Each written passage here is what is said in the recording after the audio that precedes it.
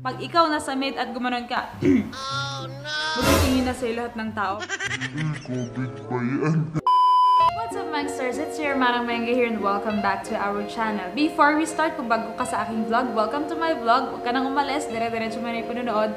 And if you haven't subscribed yet, please hit that subscribe button at idami mo na yung notification bell para palagi kang updated sa mga vlogs natin. And if you are a dog lover, dog breeder, or a fur parent, please mag-subscribe na rin kayo sa YouTube channel ng tatay ko, that's Brother Jo.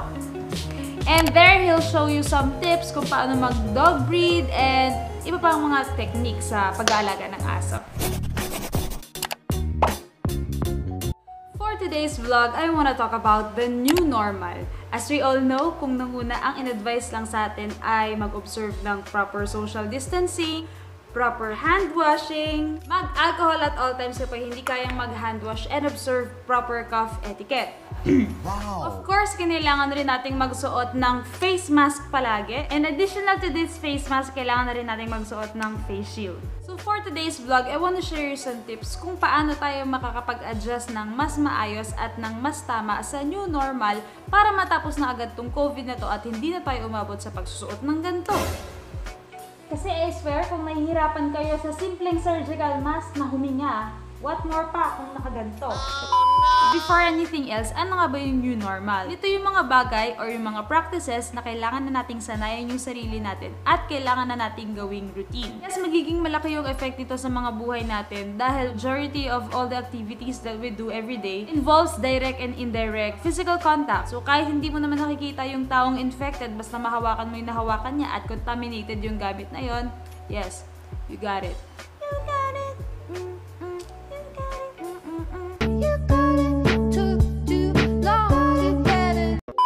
Bakit kailangan natin ng new normal? Kasi we all know that COVID-19 is not something that we can just wipe off and forget. There are certain things in our lives na kailangan nating i-adjust from our pre-pandemic state or from our regular lives dati before this thing happened para hindi na tumagal itong COVID na ito. So let's get started. Number 1, know the importance of PPE or personal protective equipment. As someone na nag-work sa hospital, na-appreciate ko ng sobra yung mga pasyente or yung mga walk-in patients namin na nagpupunta sa hospital ng naka-mask, naka-face shield, and naka-gloves. Yes, I know na gusto nilang i-protect yung sarili nila, but they don't know na pinoprotektahan din nila kami at yung ibang tao sa paligid nila. Malaking tulong yon sa part namin. At hindi rin naman dapat nako-conscious yung mga tao sa pagsusuot ng PPE. Well, anyway naman, ngayon, mandatory na lahat. Pero dati kasi, nahihiya yung mga tao kapag sila lang yung naka-face shield, ganyan. Hindi mo naman dapat ikahiya yun. Actually, dapat maging model ka pa na alam mo yung kailangan mong gawin, di ba? As a civilian. Wow. And please, huwag tayong magreklamo na mahirap huminga pag nakasuot ng surgical mask. Kasi, first of all, alam kong paulit-ulit na itong naririnig ng maraming tao. Mas mahirap huminga kapag may COVID ka na.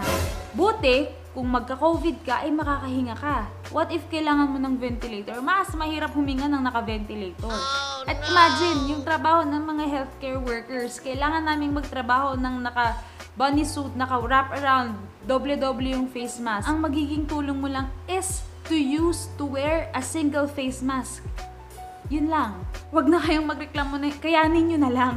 Please lang. Masasanay din kayo na pa-practice sa pagsusuot ng face mask. Masasanay din kayo magsuot ng face mask. Kasi kung hindi mo kaya magsuot ng face mask, huwag ka nang lumabas ng bahay nyo. And one more thing, we should know the proper usage of the PPEs and proper disposal.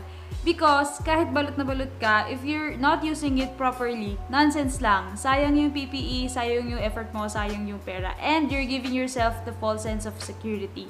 Maraming mga tao ako nakikita pa rin na tela na nga yung face mask nila, nakababa pa. As much as possible, mas maganda sana ang surgical mask ang gamitin natin. Pero kung hindi, make sure na palaging nilalabhan yung tela.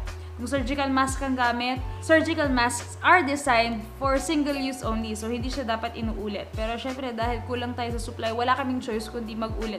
Pero, make sure you disinfect it properly and you wash it properly. Kung walang choice, pwede yung tela, pero make sure na ganun nga, disinfect and you wash it properly. At kung inulit yung mask, mag-wear na lang ng face shield, at least double yung layer ng protection ng face mo. Ito pa yung isa pa sa kinaka-cringe ko. So, naka-face mask nga, naka-face shield nga, naka-gloves. Tapos si gloves kung saan-saan din hinahawak. No, hindi dapat ganun. Kasi lahat ng suot mo sa outer, dapat considered as infectious yon. So, hindi ka dapat naghahawak sa mukha mo kapag ka may suot kang gloves. Especially kung may suot kang gloves. Make sure na meron ka na lang handkerchief or anything kapag kailangan mong magpunas ng face na malinis pa rin. And yes, ugaliin pa rin natin na maghugas ng kamay before we eat, before we touch our faces, ganyan. Pang uwi sa bahay, maligo agad, huwag nang tumambay. Huwag ugaliin yung kung saan-saan pinapatong yung mga pera, susi, ballpen, cellphone, punasan yan lahat, hugasan. Ganon. Ayaw ko kung ako lang yung ganon kapraning, pero I do all of that kapag tapos ko sa trabaho. Number 2, whatever you do outside, you give to your family. If you do not have any choice but to go outside, make sure you be careful. Kung makakakuha ka ng sakit sa labas, maiuwi mo yan sa pamilya mo. Pero kung nag-ingat ka sa labas, iningatan mo rin yung pamilya mo. Maging responsible lang tayo at magiging safe tayo. Number 3, treat yourself as positive. Ako, ginagawa ko to personally, lalo na kapag nasa ospital ako. Ako na yung nagbibigay ng initiative na tinatrato ko yung sarili ko like infectious ako para hindi ako lumapit or kumausap directly sa mga tao, lalo na sa mga pasyente or sa mga workmates ko. Kapag ka nasasamid ako na uubo, hindi mo naman talaga maiiwasan yun. Actually, ngayon nga talaga nakakatakot masamid. Promise. Parang kahit ako natatakot ako sa sarili ko nung bakit ako sinasamid. Inuubo ba talaga ako? Ubo ba yun o samid? Parang ganun. Huwag mo nang ilagay sa awkward situation yung katrabaho mo. Kung nasamid ka lang naman, pumunta ka sa CR, maghugas ka agad ng kamay pagkasamid mo, tapos i-clear mo hindi yun COVID, hindi yung COVID. Unahan mo na sila kasi alam mo, kapag ka ikaw, kahit nasaan ka man, pag ikaw nasamid at gumanon ka, magtitingin na sa lahat ng tao. Bakit? Kasi ugali ko yun, COVID ba yan? So kapag tinrato mo yung sarili mo na positive, ikaw mismo mag-iingat ka sa sarili mo at iingatan mo lahat ng mga kasama mo sa'yo. Number 4, move as if it's still ECQ. Actually, litong-lito na nga ako sa difference ng GCQ, sa ECQ, sa MCQ. Hindi ko na alam kasi hindi rin naman talaga ako lumalabas. Kung kailangan ko ng stocks, doon ako bumibili sa pinakamalapit na grocery. I make sure na mabilis lang ako tsaka alam ko agad yung bibiling ko para hindi na ako nagtatagal sa labas. Number 5, reserve going out to the people who really needs it. Reserve na lang natin yung paglabas sa mga tao na kailangan talagang lumabas, kagaya ng healthcare workers, ng mga guards, ng mga employees sa malls, at lahat ng mga kailangang lumabas. Hayaan yung mga tao na lang sa labas ay yung mga taong wala talagang choice kundi pumasok talaga sa trabaho nila. Kasi alam nyo, kung sila merong choice na magstay sa bahay nila, for sure mas pipiliin nilang magstay na lang sa bahay. Kaya kung yung lakad mo lang naman is just to visit a friend, gusto niyo lang kumain, mag-Samgyupsal, pumunta sa gym, pumunta sa mall, bumili ng gantong ganyan na pwede nyo namang bilhin online, mas piliin nyo na lang yung online. Number 6, now is the time for generosity and kindness. Well, generosity and kindness, since hindi lang naman nakikita yan through money, how are we going to support the healthcare workers and other frontliners? Hindi lang sa ospital, kundi sa iba na kailangan talaga nilang pumunta at pumasok sa trabaho nila. Discipline.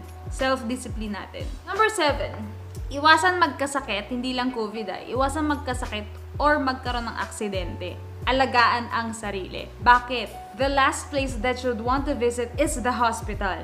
I swear. I-reserve na lang natin yung hospital para sa mga talagang essential na kailangang magpunta sa hospital, kagaya ng mga manganganak, magdadialysis, magkikimotherapy, at yung talagang kailangan ng hospital services. Kung kailangan nating magpa-check up, at kung yung parents natin kailangan talagang magpa-regular check up, I'm sure uso ngayon yung telemedicine, and it's important, it's advisable na tumawag muna tayo sa hospital na pupuntahan natin before we go. Para kung meron man silang ma-offer na telemedicine at hindi mo nakakailangan ng lumabas, it's better. Kung ikaw naman na may simptomas, mas okay kung tatawag ka muna sa hospital before you go to the hospital para makapag-prepare yung mga tao sa ospital. So that's it. Those are the 7 tips na pwede nating gawin at pwede nating i-consider. Thank you for watching. See you next vlog. Bye!